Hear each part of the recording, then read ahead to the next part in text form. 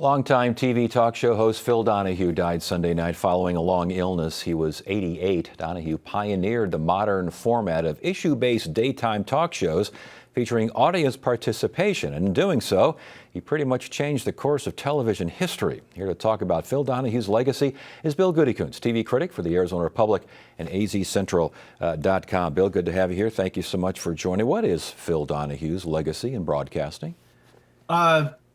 You're it, right? I mean, I think he changed. He did something that nobody had really done before, and I think that over the course of television history, recent television history, that's gotten lost a little bit. I mean, he hasn't been on the air for a couple decades now. I mean, he has been sick, as you said. And she said this herself: without Phil Donahue, there's no Oprah Winfrey. Unfortunately, without Phil Donahue, there's probably also no Sally Jessy Raphael, and and those kind of things. Morton Downey Jr. to dredge up a name from the past. You can go high or you can go low with these kind of things. And the thing about Donahue was he did both, and I think that's why he is certainly, I mean, the guy died. He is a true TV pioneer. I mean, I think he's probably, in that regard, I always like to think of people like David Letterman or Johnny Carson or something like that. In his way, Donahue was at least as influential as those guys and some other people. And it's a pretty small handful of people who actually, were the source of these things. I think he was one of them. But he was not. When people die, you tend to think, he was such an inspiration to so many people. It wasn't always a good inspiration. He was not above, going for the lowest common denominator. And he didn't run from that. I think that's what's sort of interesting about him. He really understood a missing market in TV, women watching in the mornings or the afternoon. They were not, everybody's, they just want to watch soap operas. They want to, no, obviously that is not true. And he treated them with, despite some of the more salient, some of the sort of lower rent things that he did, he treated them with the respect that they hadn't gotten before. And clearly, I mean, for a long time, he was the king. Yeah, he was. I think he called Sally Jessy Raphael and Jerry Springer his illegitimate children because he was a factor there. But he started off pretty serious. I can remember the format of his show: a one-on-one interview, very intimate, and then he comes charging into the audience and shoving a microphone in someone's face and taking phone calls on the air right there. That was something that was interesting, just in format. It was interesting to watch. It was different. It was, I mean, when you think back about the other shows, the sort of TV talk shows, afternoon shows, I guess, during that time, it was like Mike Douglas or Merv Griffin or something like that. And Mike Douglas, had some really, John and Yoko on as hosts. I mean, it's not like he wasn't doing cool things, but it was very much the traditional, the audience sits where the audience sits, and, they applaud when the sign comes up, or whatever. But this had made them an active participant in the show, and that hadn't been done before. And man, that was just like, talk about an untapped reservoir of interest and of excitement. I mean, and you think of how I was thinking about this today. This is how influential it was.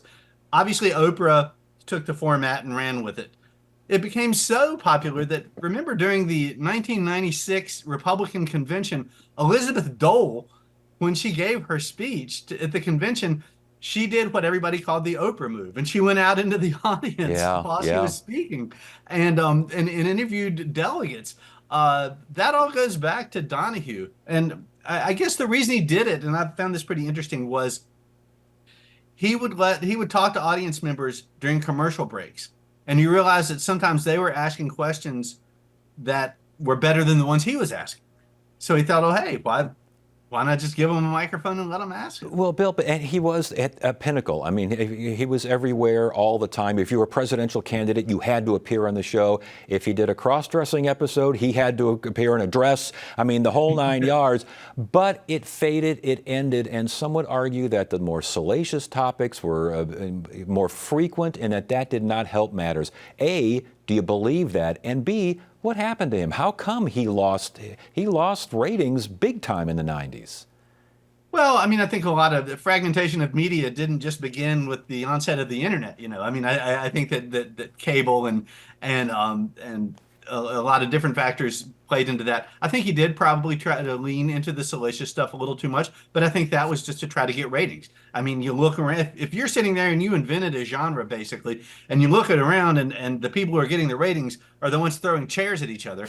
I mean, you're probably going to think, maybe we ought to throw a chair or two. And once if that hits a little bit, you think, oh, maybe we'll throw a couple more chairs. And by the end of it, it's like a chair throwing show. And that wasn't really, despite his dipping into that sometimes, that wasn't really what was at the heart of Donahue. I mean, I think, he was, he and Alan Alda are like the OG feminists, right? I mean, he was one of the first people to really embraced homosexuality in a way that wasn't demeaning on television and to an audience that wasn't used to seeing that kind of thing. I mean, in a lot of ways, he was, he broke a lot of barriers. But I think, like, as well as anybody else, it's a TV show. And if people aren't watching it, I mean, you might as well type it up and go nail it on a tree in the park or something. With that in mind, last question here. In this fractured landscape, it just isn't what it was. You don't have, an anchor for a network just absolutely superseding everything all the time like Walter Cronkite. You don't have your Phil Donahues. We can go on and on from Carol Burnett to Lucille Ball. Everything is fragmented now. Can there be another Phil Donahue? Ask Joe Rogan. But I would imagine most of our audience has no idea who Joe Rogan is. I think yes, I think that there can be influence. There can be influences in terms of numbers in that regard. Yes, there can be podcasters who are super popular. There may spring up a talk show host or something here and there, but I don't think in terms of cultural influence of changing the game, to bring out a cliche. I don't know that that's still possible. Yeah. Bill Goodykoontz, again, Arizona Republic TV critic. Bill, good to see you again. Thanks for joining us. Appreciate the time. Thanks so much.